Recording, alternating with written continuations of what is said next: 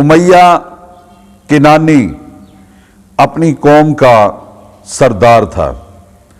اس کا ایک بیٹا تھا جس کا نام کلاب بن امیہ کنانی تھا۔ کلاب اپنے والدین کا انتہائی فرما بردار اور تابع دار تھا۔ کلاب بن امیہ کنانی ہجرت کر کے جس وقت مدینہ منورہ پہنچا تو یہ حضرت عمر رضی اللہ تعالیٰ عنہ کی خلافت کا زمانہ تھا۔ اسے معلوم ہوا کہ اسلام میں سب سے بڑی عبادت، افضل عبادت جہاد ہے، تو اس نے حضرت عمر رضی اللہ تعالیٰ عنہ کی خدمت میں حاضر ہو کر خود کو جہاد کے لیے پیش کیا۔ حضرت عمر رضی اللہ تعالیٰ عنہ نے انہیں ایران کی طرف کوچ کرنے والی اسلامی فوج کے اندر شامل کر دیا۔ جب اس کے والدین کو پتہ چلا تو ان کے والد امیہ کنانی ان کے پاس آئے اور آ کر کے منت سماجت کی اور فرمایا کہ بیٹا تمہارے بغیر تو ہمارا ایک پل کا بھی گزارا نہیں ہے اور تم ہمیں بے یار و مددگار چھوڑ کر کے جا رہے ہو۔ تو انہوں نے فرمایا ابو جی میں خیر کے کام کے لیے آپ کو چھوڑ کے جا رہا ہوں۔ کلاب بن امیہ کے اسلامی لشکر کے ساتھ جانے کے کئی ہفتوں تک دونوں میاں بیوی راتوں کو اٹھ اٹھ کر اپنے بیٹے کے حسن سلوک کو یاد کر کے رویا کرتے تھے۔ ایک دن دونوں میاں بیوی اپنے باغ میں بیٹھے ہوئے ہیں، درختوں پر پرندے چہچہا رہے ہیں۔ انہوں نے ایک کبوتر کو دیکھا جو اپنے بچوں کے ساتھ کھیل رہا ہے کہ وہ کبھی ایک درخت پہ جاتا ہے اور پھر اڑ کر کے اپنے بچوں کے پاس آتا ہے۔ یہ منظر دیکھ کر امیہ کنانی کے ضبط کا بندھن ٹوٹ گیا اور دونوں میاں بیوی اپنے بیٹے کی فرقت میں، اپنے بیٹے کے فراق میں پھوٹ پھوٹ کر رونے لگے۔ اور جب صبر انتہائی مشکل ہو گیا تو ایک دن امیہ کنانی حضرت عمر رضی اللہ تعالیٰ عنہ کے پاس مسجد نبوی میں پہنچے اور انتہائی مضطرب ہو کر حضرت عمر رضی اللہ تعالیٰ عنہ سے عرض کیا کہ اے امیر المومنین اگر آپ میرے بیٹے کو نہیں بلائیں گے تو میں میدان عرفات میں آپ کے لیے بد دعا کروں گا۔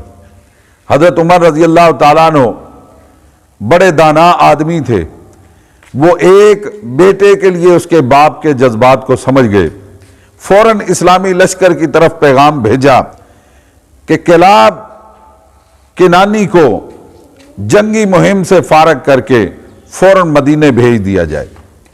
جب وہ مدینے پہنچے تو حضرت عمر رضی اللہ تعالیٰ عنہ نے ان سے پوچھا کہ آپ کا آپ کے والدین کے ساتھ حسن سلوک کا قصہ کیا ہے؟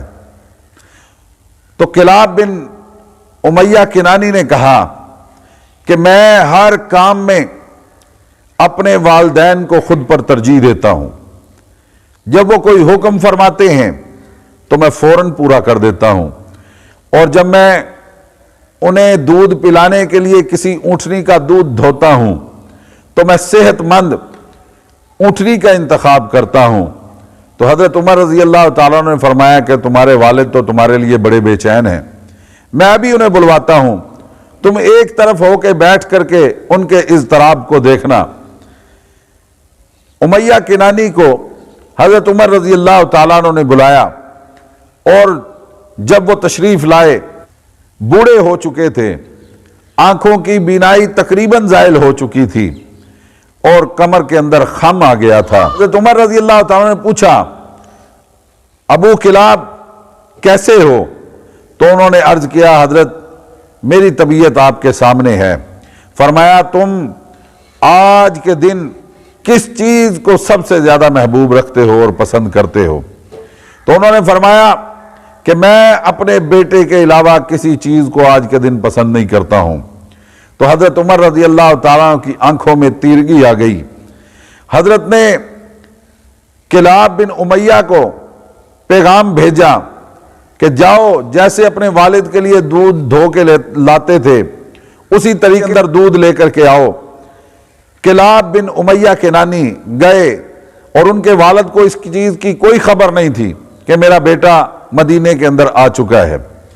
جب دودھ کا پیالہ حضرت عمر رضی اللہ تعالیٰ عنہ نے امیہ کنانی کو پینے کے لیے دیا تو ایک گھونٹ اس میں سے دودھ پی کر بے ساختہ امیہ کنانی پکار اٹھے، فرمایا واللہ یا امیر المؤمنین انی لا اشم رائحۃ یدی کلاب، کہ اے امیر المؤمنین اللہ کی قسم میں اس دودھ کے پیالے سے اپنے بیٹے کے ہاتھوں کی خوشبو کو محسوس کر رہا ہوں۔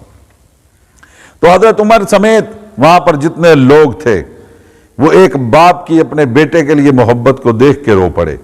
حضرت نے کلاب کنانی سے فرمایا کہ جب تک تمہارے والدین زندہ ہیں تم ان کے پاس رہ کے ان کی خدمت کرو، اور جب یہ دنیا سے چلے جائیں گے پھر تم اپنا مستقبل خود طے کرو۔